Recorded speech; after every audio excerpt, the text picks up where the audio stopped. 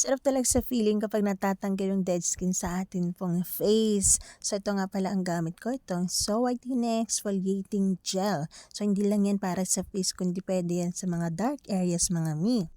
How to use: cleanse the face and dry it. Take an appropriate amount of gel and apply evenly on the skin. Massage in circular motion until the cuticles soften.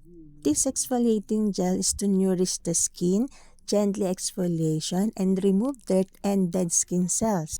It contains jojoba seed oil to dissolve all the oil of the skin na hindi siya nakaka-irritate sa atin pong balat.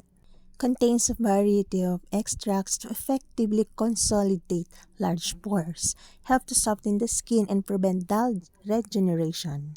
And then, rinse with clean water.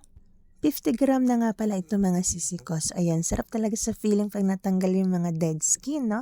So ayan, naka-buy one, take one po yan for only 200 plus lang. Tiklik nyo lang po yan sa akin pang yellow basket.